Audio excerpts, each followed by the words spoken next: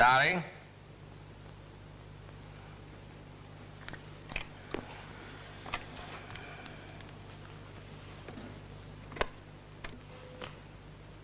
Are you there, Don?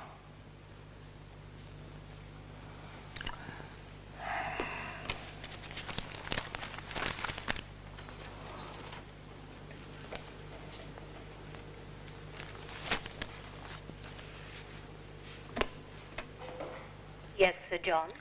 Jill, get hold of Dowling and Henderson. Tell them to get here right away. Mr. Dowling's out of the office, Sir John. Mr. Henderson is in with the minister. With the minister? Henderson, are you sure? Quite sure, Sir John. Thank you, Jill. I'm not asking you to sneak, Don. I'm not asking you to be disloyal. Your loyalty to Wilder is your most appealing characteristic. But you must every now and then ask yourself whether you're being quite fair to yourself, especially now that Sir John is an ambassador with no ambassadoring to do. I suppose you learnt the trick when you were a business consultant. What trick? Why, leaving somebody so far out on a limb that they chuck it in out of sheer boredom without even a golden handshake. Now that, for you, Don, is a staggeringly uncharitable thought. Besides, there are no golden handshakes in the Foreign Office. So why don't you just ask him to resign? I have. And he refused. Well, his actual reply was he'd see me fry in hell first.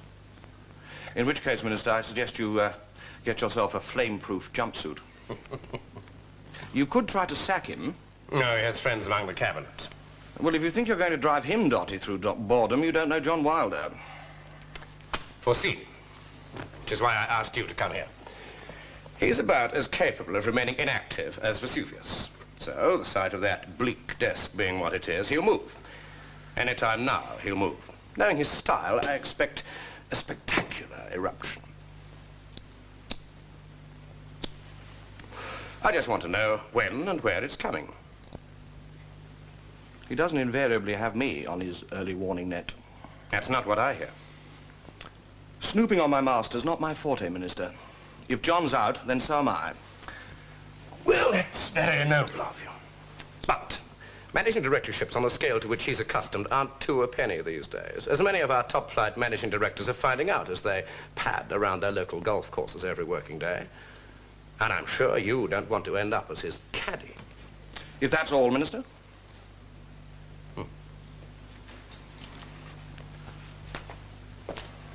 Now, John, I suppose you have no idea where Lincoln Dowling might be hiding.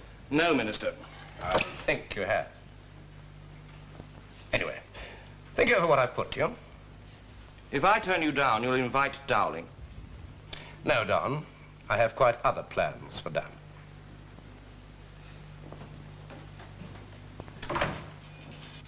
What's DIS full stop W full stop? Hmm? Estate agent shorthand should be forbidden by law. Dishwasher. Oh, they could have left in the age. I mean, it's not even as if they're buying space. It's their own handout run off in the office. There's habit and a congenital lack of respect for the language. All they're interested in is COM. COM? Commission. And what does a Foreign Office bachelor want with 4 bedrooms and 3 loos? I never specified lose. Anyway, what's wrong with this? I've grown out of it. Here you are, gorgeously snug, and you have to go and want to live in Mayfair or Belgravia, Regent's Park, or as this agent quotes you, the better parts of Westminster. What's happening to you, Lincoln? I've just become more ambitious. Ambition could make a fool of you. I'm not staying here. Oh, don't be a fool, Lincoln. Trying to emulate John, struggling to get into the same league, you'll only get hurt. Look what it's done to him. Is that what you want? You know what I want? Or rather, who? Oh, I'd never come and live with you, Lincoln. You might when I live there.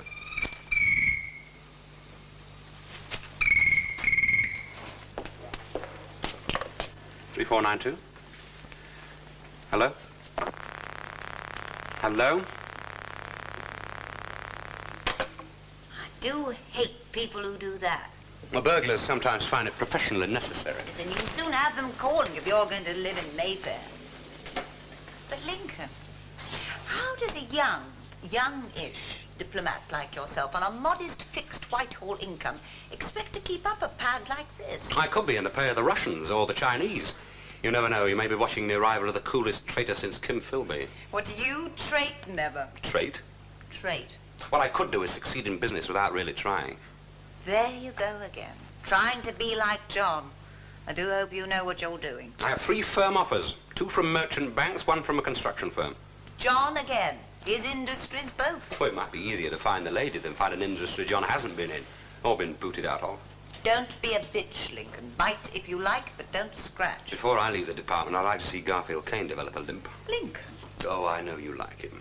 Well, the poor man only takes me out to dinner very, very publicly. And to his flat, very unpublicly. What do you expect? Should he have me greeted at his penthouse door with a fanfare for Narsel cavalry? You know what I'm talking about. One thing, though. You do make the most delicious coffee. More, please. Lincoln, do you suppose that was a burglar? I've tried Dowling everywhere. Then try at least 6 other places he might be. I need those big ears of his. But he may be 1,000 places I don't know about. Have you tried his flat? No. Try it. Well, he won't be there this time of day. Try it. I have, John. There was no reply. Oh, you mean that perhaps there was? Don, if Pamela's there, there's nothing to get red around the neck about. Yes, Sir John? Jill, Dowling is at his flat. Tell him to get in here immediately. Yes, Sir John. Thank you. Don't be a moral ostrich, Don.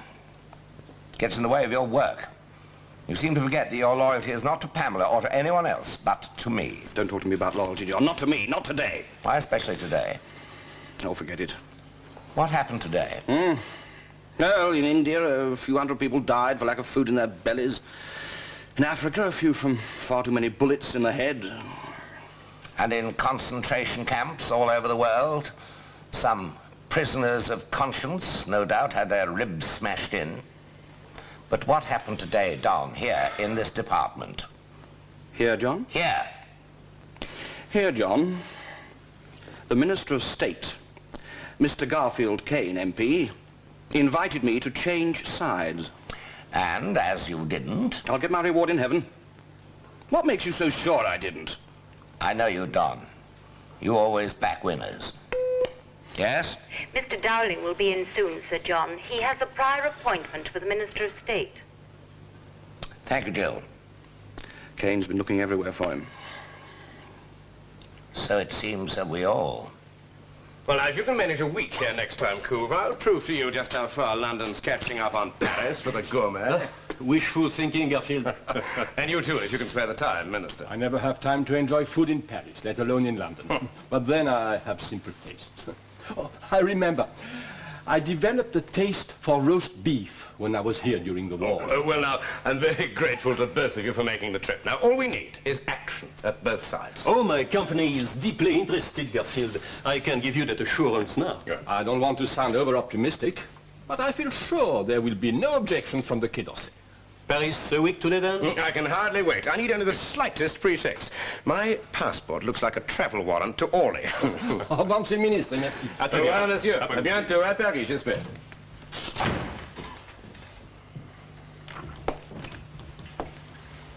Well, Frank, what do you think? As long as there are equal shares, joint responsibility, equal publicity, and no patriotic one-upmanship, you can count on National Electric to support you. I've always held the view we could get together with Electronic Français on big overseas projects. Reservations?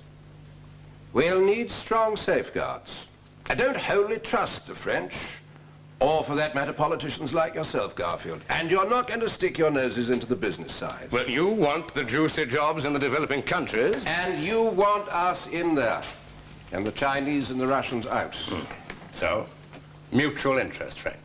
I must have strictly equal status to the French managing director. Oh, I'll see to that. Good. Brandy? I've 120,000 men's noses to keep to the grindstone. Nice meeting you, darling. I gather we may be seeing much of each other. Well, I hope so. I'll see myself out, Garfield. So, it's up to you, Lincoln. What is? You set up an Anglo-French consortium with Frank Orwell and your French friends to attack the world electronics market. And you asked me here to watch you do it. Well, congratulations, Minister. Impressively smooth. What's my job? To parade down Whitehall with a placard saying Garfield Kane for PM? Well, that's a very nice thought, but you'd not do it with enough sincerity. And that's not the way a promising diplomatic service officer should talk to his minister. Oh, for me, the age of serfdom's nearly over. Yes, I'd heard about your plans to break out and invade the free market, the John Wilder territory. And don't ask me where I heard. Why not? Why, it might be embarrassing. Don't play games, Minister. Her ladyship? She wouldn't tell you anything. Oh, come now, Lincoln. I know that she has you helping her on my charity committee, and I know that you have her helping you, domestically. But what happens outside office hours concerns me very little. I wonder whether a Minister of State has ever been taken from this office straight across the river to St. Thomas's Casualty Department. For a diplomat, Lincoln, you are thin-skinned. I'm offering you the best chance you ever had. What's your present salary? You know to the penny. After allowances, it's still under 3,000. This consortium needs a foreign expert. It could be you. I'd be seconded on the same salary. No. No, you'd resign from the service and take up a contract with the consortium. My price would be high. Well, I had in mind 10,000. And I'd get the contract before resigning? Of course. Look, I'm not trying to con you into the wilderness. Why? Well, I must say, I'd expected little hesitation on your part. I mean, on 10,000 a year, you stand a better chance of making her ladyship, don't you? You shouldn't have been a Minister of State. You've got all it takes to be a ponce. Well? Well, what? You can work with me, or with Wilder, who can only lose. I'd have to see the color of that contract first.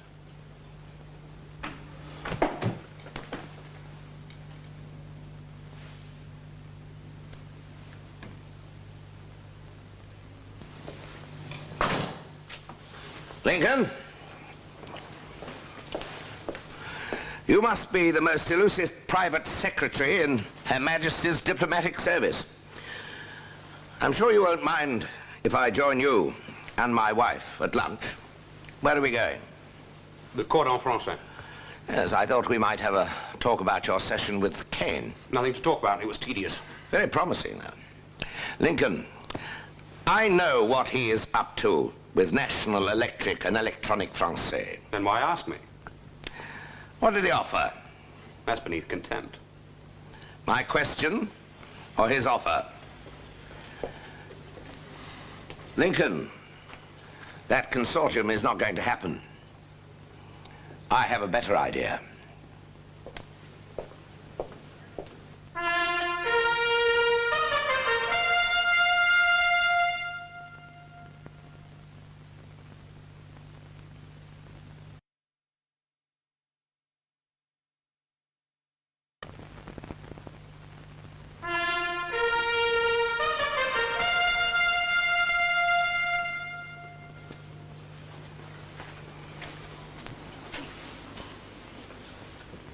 Tell me, Lincoln. What do you think of the brandy? Well, you should know good brandy. Oh? He wasn't getting at your age, darling. Were you, Lincoln? I didn't think he was. It's no need to look so sheepish, Lincoln. This isn't the Last Supper. But if you intend to become a tycoon, you better start learning to behave like one. With a little bit of practice, you may not look out of place behind a cigar. Pamela, remind me to get in a stock of best Havanas for him when he moves to Mayfair, or wherever it is he aspires to. Oh, no, it wasn't Pamela. If you spend half your mornings on the phone to West End agents, you must expect a little gossip. I don't have to account for my private life to you or anyone. Are you sure? When your private life gets in the way of your professional, you'd better. At least to Foreign Office of Security. Well, yes. And to me. Oh, no. And to me. I think I'll just go and call the boxing board, see if they've got a spare referee. No, Pamela, it's essential that you're here when Lincoln answers the question that I'm going to put to him. Oh, for heaven's sake, John, stop behaving like a cat pawing its prey. He needs careful handling just now. He's at a stage when he could take off like the whiz kid that some people are making him out to be. Or he could fizzle out like a damp squib. My career's my affair. It's not in your keeping. You're still my private secretary. I know Kane has bribed you to keep an eye on me. Nobody bribes me. Then how do you propose to pay for the properties that you have been looking at? My affair... my business. Some maiden aunt has left you a fortune? I've never inherited a penny in my life. The richest member of my family died owing £11 7 and sixpence. John, you're being quite horrible. I'm teaching him to grow up. When you get round to inspecting flats with a rent of £2,500 plus, it's clearly not limited to your Foreign Office salary. There is private industry, some of it not exclusively yours. Now, we're of the same breed, Lincoln, you and I. You're a late developer. But the killer instinct's there. That's the one thing I like about you. He's not your son. Oh, I should have been bloody worried recently if he had been. All right, Lincoln. How are you going to pay for this 2,500-year Mayfair flat? Plead the Fifth Amendment. Don't you answer them. I have offers. From Kane? And elsewhere. As I know you had some harebrained scheme with Kenneth Bligh. That would have only led to bankruptcy. No, not Kenneth Bligh. What salary do you need, bearing tax in mind, to live in the style to which you would wish to become accustomed? Oh, come on, Lincoln. I'm trying to be practical. 10,000 a year, plus expenses. And that's what he offered you. Lincoln, until 2 weeks ago, until Kane got at you, you were considering 6,000 without lavish expenses. Enough to keep you, say, in Hampstead, but not Grosvenor Square. You're just fishing. The offer came from Grafton's Merchant Bank as foreign advisor, a contract for 3 years. And what seedy little private eye did you get to dig that one up? I got Grafton's to make you the offer. Thanks for the dinner, Pamela. Don't be juvenile, Lincoln. You no more want Kane to get through than I do. And quite possibly for personal reasons, even less than I do. I'll top his offer. By how much? The difference between a mere flat and a penthouse.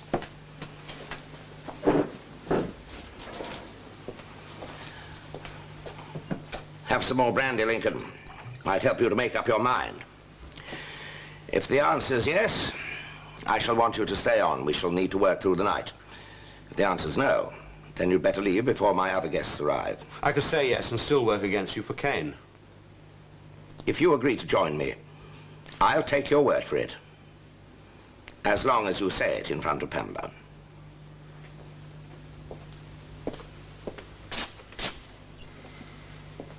Lincoln, don't lose your ash.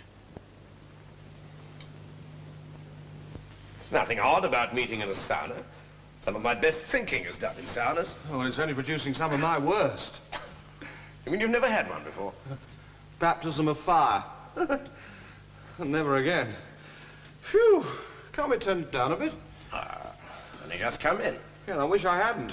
But it's only on 100. You've got a few minutes.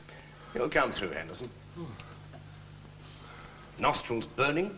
And a few other parts. Oh, I say, are you sure this isn't harmful to the old ticker, Minister? Mine's thumping away like one of those heart-lung machines. Well, there's no record of anyone actually having dropped dead in the sauna. No, they just liquefy. We had half a dozen dancing girls in here. You'd not be so floppy. You'd still not catch me staying. Anyway, I'm glad you had second thoughts about your future, Henderson. Yes, but I didn't know that part of the deal was holding meetings in hell boxes like this. How's Wilder taking to the monastic life? Well, he hasn't started saying his prayers yet. And don't expect him to take vows not to hit back. He knows about my consortium with the French? Enough. How much is enough? He's flying to Paris on Friday. Who's he meeting there? He hasn't said. Still, whoever meets in Paris won't do him any good. What are you doing? Making it hotter.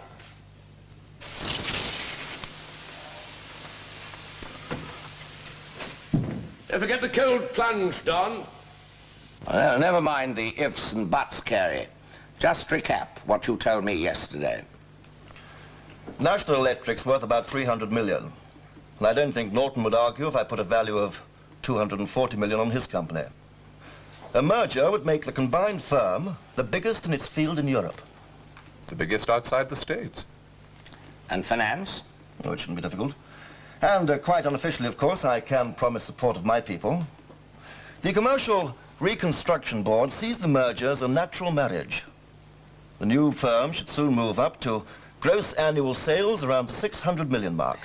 Strictly on commercial grounds, it has everything in its favor. Rapid growth, cost reductions, an infinitely more efficient overseas marketing setup. We should be able to stand up to any political criticism by promising vastly increased exports, and with Carey and his board throwing his weight about. I don't see how anyone can put a stop to it. I'm convinced, John. Subject to details, it's up to National Electric. Well, our board, I know, will not welcome any merger. They see their muddled old heads rolling in the gutters of the City of London. What about your managing director, Orwell? He'll fight, John. He wants us to go ahead with tie-ups with the French. That's his baby. No, that's Kane's. Now, what support can you expect from the rest of your board, Wendell? 3 of the younger ones immediately. Others are open to persuasion, provided they can be sure of places on the new combined board. We'll see that they get tucked in. Lincoln, how about passing round the Armagnac? Oh, certainly. I should like to think that it would be less than a week before the press gets the first whisper.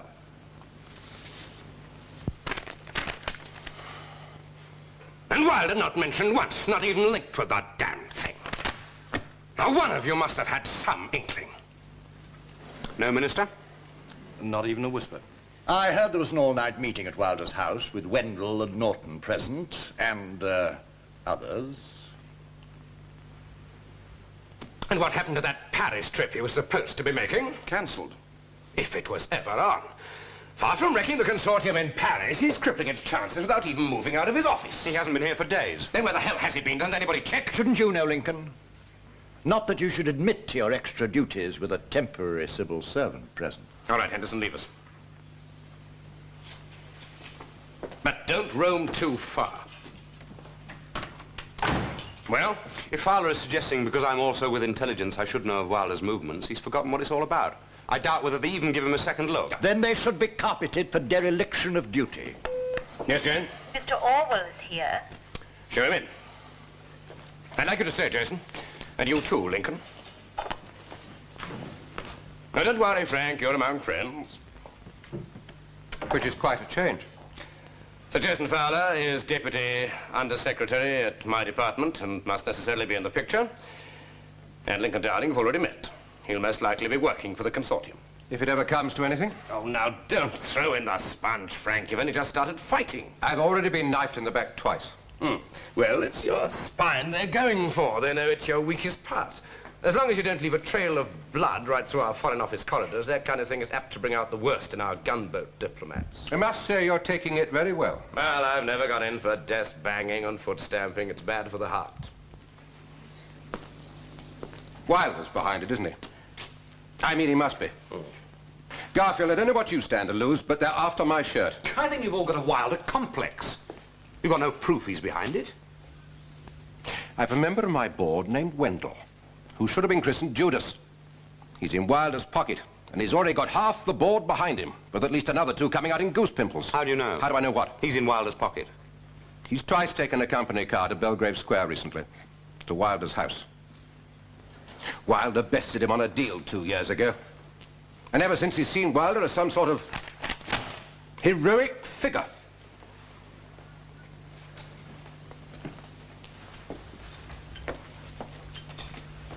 This merger has to be stopped, Garfield. I don't mind how. And you don't know how. Now, don't panic, Frank. That's just what he wants. My contract is still 6 years to run. I'm too young to be put out to grass, and golf bores me. What is more, the revenue are tough about golden handshakes, and Wilder would do his damnedest to drive holes in my contract. He'd be too busy to bother. Lincoln, I want a briefing on my desk by this evening, giving every reason why a merger between Norton's and National Electric is not in the public interest or in anybody's. Jane, get help to John Wilder and tell him I want to see him as soon as possible. In your office? Wherever is convenient. I'm afraid that won't be possible, Minister. I'd have to see the merger man at the Board of Trade. And I have an important meeting on this afternoon. And you and the man from the Board of Trade can work through the night. I want that report on my desk by 7:30 in the morning. If you'll excuse me. So I hinted at a highly classified meeting. Which I suppose is what this is. Though why I should hold your hand while you're trying to find somewhere new to live, I really don't know. You're a grown boy now. Oh, that's why. Looking for skeletons. Odd. You can't depend on anybody. You know, there's something very peculiar about people who go around peering in cupboards. Ah. Did you expect to find that there? Yes. Didn't they leave a barman? Always be sure when taking over a new place that the previous owners leave enough booze for you to get over the sadness of an empty home. Thinking they didn't. Why do you never believe a word I say? Because you're just like John. Just as big a liar, if a more romantic one. Who did leave the hooch, really? The estate agent. As bait? As a service for which I paid. Well, cheers. That's the flat and all who sail in her. Oh, no, Lincoln. No sailing or any other sport. I say yes.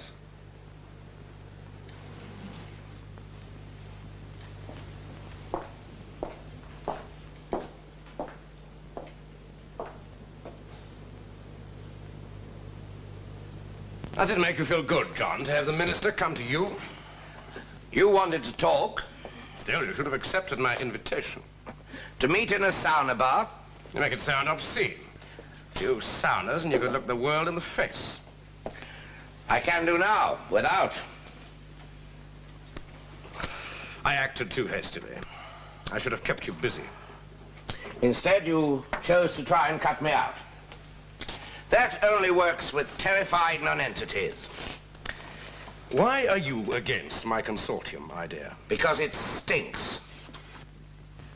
I had a discussion today with Orwell and his French counterpart Cartier. And we all agree there could be an important chair for you in the consortium. Forget it. I don't hedge my bets, Kane. Nor should you yours if you intend to go into business. I play politics till your heart turns to stone. But don't take me on in business. You'd only get hurt. I don't think you're a masochist, despite your saunas. Oh, hang on a moment. I think he's just come in.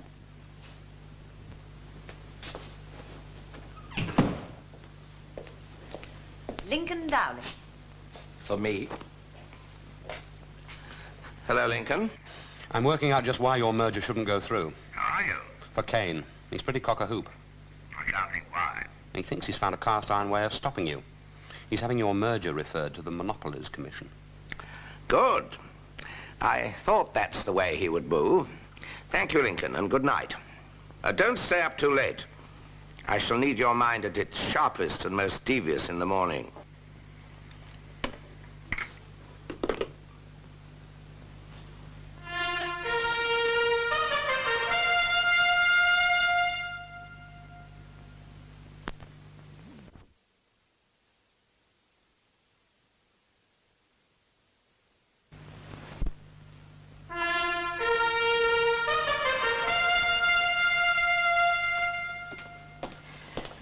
Whose baggage voyage today, Don? The ministers or the ambassadors? One of these days, Dowling, your lip will land you on the floor. Or are they your very own? On whose behalf do you ask? Mine.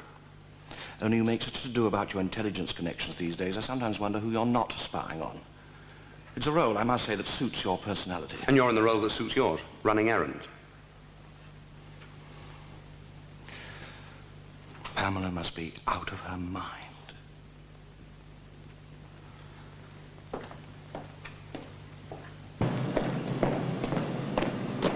Ah, setting us all an example, Henderson. Which way? North, south, east, or west? You know, I never did manage to master the compass. Which way, Jayston, to Wagga Wagga? Very well. I presume it is bona fide Foreign Office business. Well, what else? The entire press is packed with reports on what politicians will do to kill my merger. And all you're concerned about is where Don's going. Where's your sense of proportion? I thought the Monopolies Commission didn't worry you. I don't. But you do. What if I said that Don was off to Paris? No point in warning the Bluebell girls. He's safe. Who would you warn? Not Kane. All right, then. Don's off to Paris. Is he having trouble at home? Only if he's off to Paris, why should he leave a message for his wife telling her he's gone to New York? Oh, yes, I forgot. But you also worked with those professional nosy Parker boys from intelligence. Has it not occurred to you that you are treading a high wire, held at one end by Kane and at the other end by me? Either of us could drop you from a great height. Don't worry. I have a safety net. Will that be all, Ambassador? Yes, Lincoln. Jason, I know that Wilder was in his office at 6:45 this morning, having presumably been tipped off by his Fleet Street chums of the contents of today's papers. Now, that doesn't indicate a man who's going to throw in the sponge. It's a myth about early risers. They're not necessarily the ones who get things done. Often they're just insomniacs who can't bear to lie about any longer in a rumpled bed. Well, you'd best assume that Wilder isn't one. Well, after this lot, he should be. His merger couldn't possibly go through in face of the public wrath this will ignite. Well, the Commons will certainly be up in arms. And I've managed to persuade Headley, as a leading trades union backbencher, that his principles have been affronted.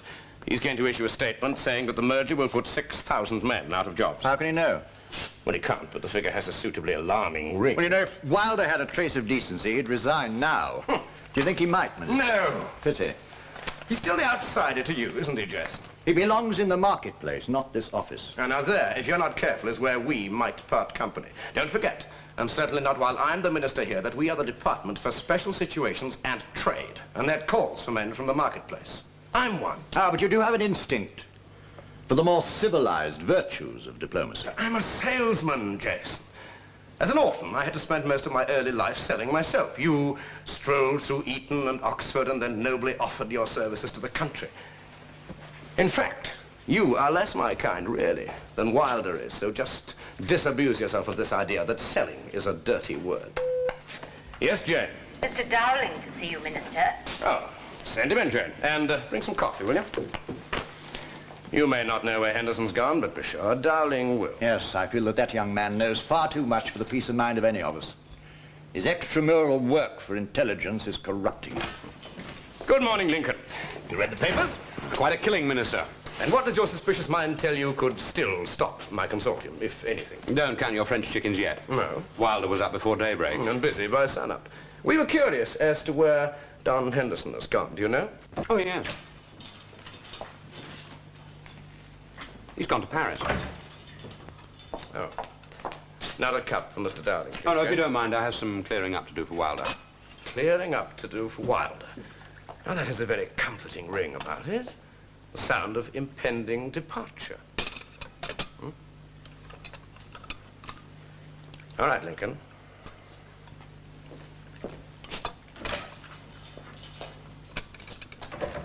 You believe him, Jason? I'm afraid I don't, Minister. Jane, get me Sunday at the Home Office. Immigration. Yes, Minister. Only first-class passengers, remember.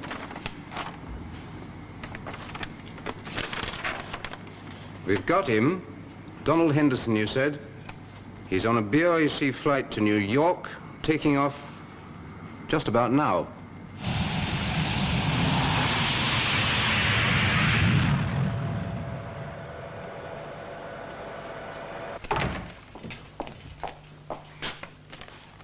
New York. Yes, Minister. Yes, Minister. Jayston, come in for a moment, will you? And on the way, try to work out why Henderson should have gone for his master to New York. Wilder did say Paris. Oh, I no doubt, Lincoln. Anyway, it was probably a dummy run to fool us. Us, Lincoln? Count me in or out. Just please yourself. Latterly, you've hardly proved yourself one of us. I'd like to trust you, Lincoln. I'd like to very much. I had great hopes of you. You talk as though you were my father. At the moment, I feel that's a handicap that fate has mercifully spared me. Well, of course, you could tell Kane that Henderson's a British member of the American CIA. That would curl his toes a bit. Flippancy, as I've told you, Lincoln, is often a cover for the basest behavior. Even treason.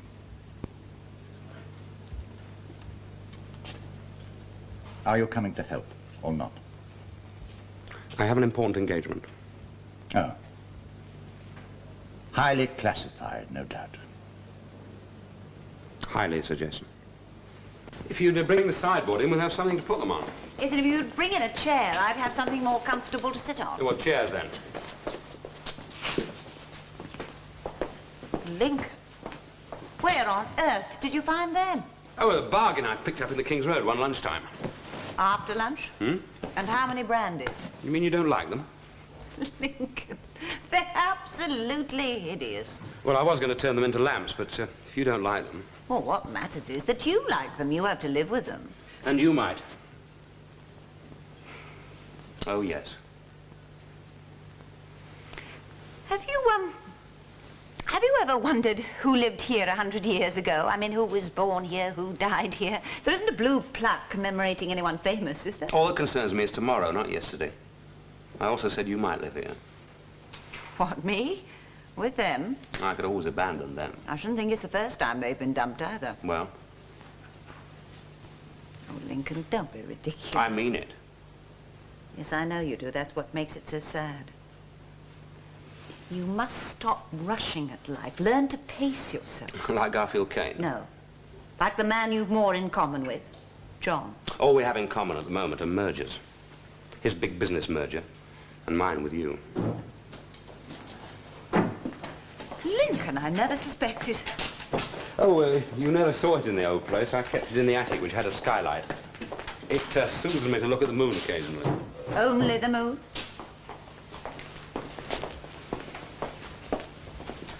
Sheraton. Yes, it's very attractive. You sound doubtful. No, I like it. You mean it's not authentic Sheraton? I said no such thing, Lincoln. But the bloody thing's not, is it? No, Lincoln. It's all art. Normal service restored so quickly? And the Brotherhood of Burglars know already. I carry a rather high priority.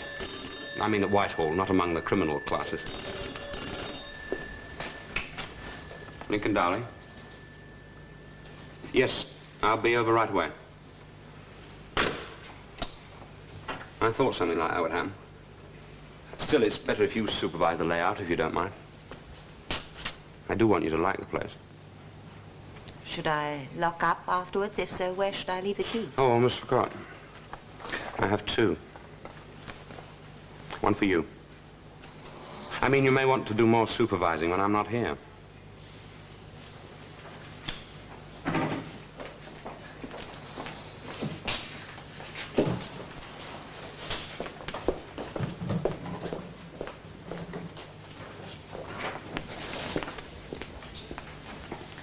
You know, you could get arrested for doing that. Sorry.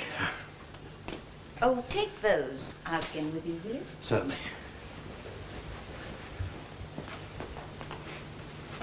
Leave it in the pram cupboard.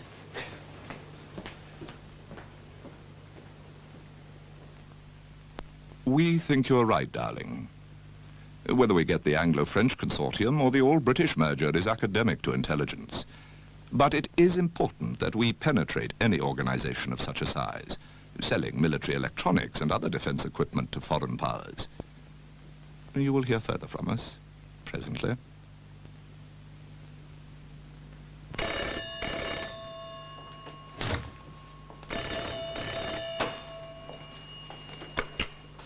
Hello?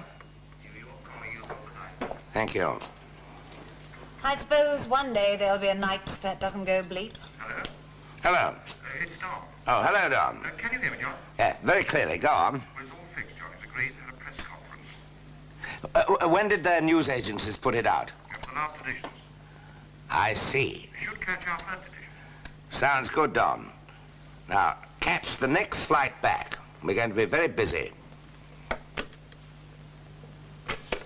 Won't it wait, John? Stay till daybreak? Now, I'm trying to get hold of Goodall. Oh, he's had a busy day, driving me around antique shops. Where the hell are you going to put this stuff? Not for us.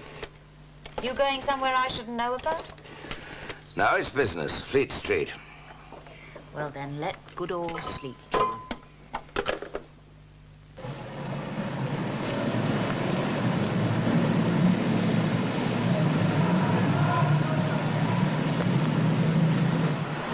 I want all the first editions, bless you. There they are.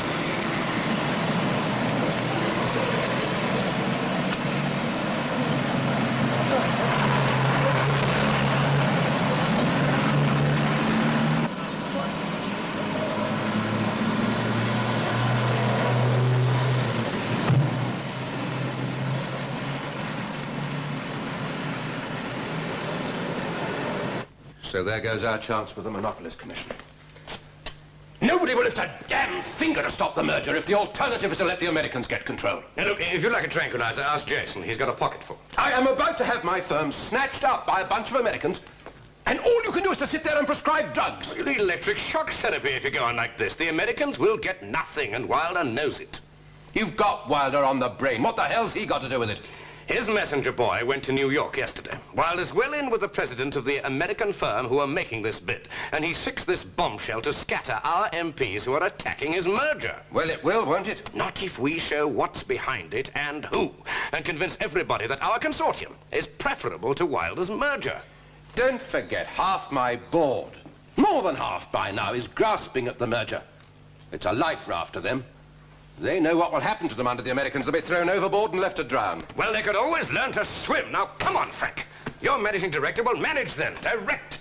It's up to you to keep their heads above water. This whole American business is just a rumor to stir things up. Well, of course, it is conceivable that there is a genuine American bid. Oh, now you need a tranquilizer yourself, Jayston. Yes, Jane? Sir John Wilder to see you, Minister. Oh. Well, show him in, Jane. I'm already here. You'll never get away with this. Once we show you're behind the Americans, you'll be completely discredited. You're too late, Kane. I can hardly be behind the Americans when I've just gone to great lengths to persuade an old friend of mine, the president of the American company, to hold off any bid as long as your get together with the French is called off. Arnold J. Eastman, Jr. will never forgive the French for what they did to him and his company in recent years. He doesn't share your fondness for frogs' legs and garlic. Oh, no. You're behind the Americans, and I intend to make it known. Then you better be careful where you wag your politician's tongue. The only safe place is in the chamber of the House. There at least you can hide under the women's skirts of parliamentary privilege. There'll be no perks for you personally should your merger go through. It would look too much like a fiddle. Which is indeed what it would be. The contract's already signed. I'm managing director for 7 years.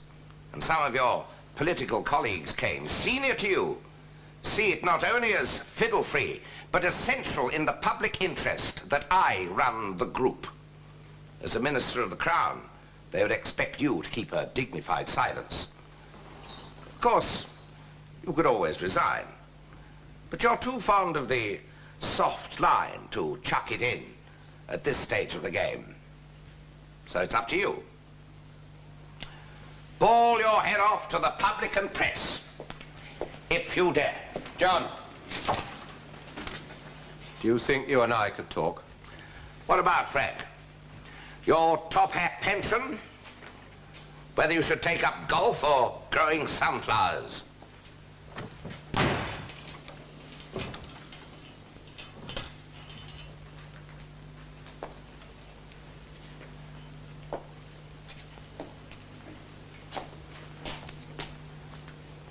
I still say it's bluff. for God's sake. Get your head out of the sand, Jayston.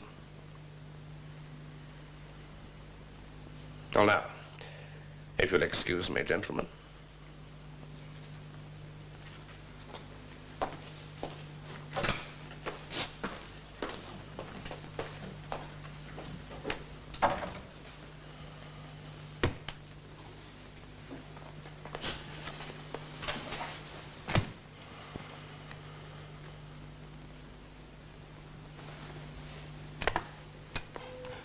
Yes, Minister? Jen? Yes. Get me the Prime Minister.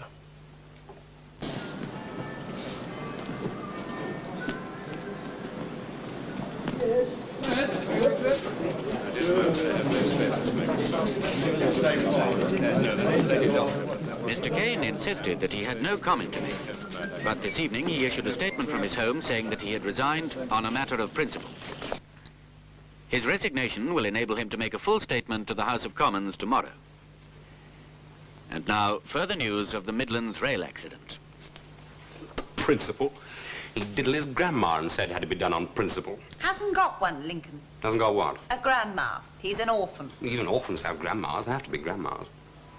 Anyway, he was a fool to mix it with John. You only come off worst. Really? Very much, really. Well, John, it's been quite a day. And it's not over yet. I don't think why you're here, though I can guess. He came to see me. No, you. I promised you a job on the new combine. You got it. Your first task is an immediate sales recce in the Far East. That should keep you busy for at least 6 months. Now, if you don't mind, Pamela and I have some personal things to discuss. I can't think of even one. I'm not going to the Far East or anywhere else, Wilder. Then you're fired. Oh, no. I'm not becoming one of your executives, Wilder, to be tossed into the world's far corners at your whim. I'm becoming one of your directors on the new board.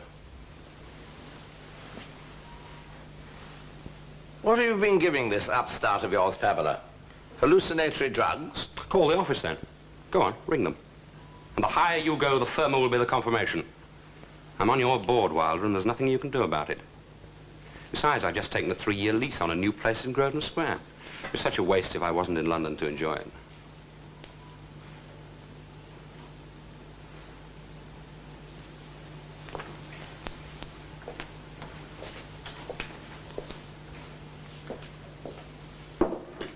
You're wasting your time. What's the address? The address? It's of Lincoln's new place. Flat 2, 190 Grosvenor Square. Well, your extra duties at the Foreign Office have paid off, haven't they? Do your chums in intelligence make a habit of squeezing people onto boards, or is this a special for services rendered? Hello. Prentice and Walker. This is Sir John Wilder. I want you to send round a box of your very best Havana cigars to, yeah, all right, get a pencil and paper. I wouldn't say no to one now.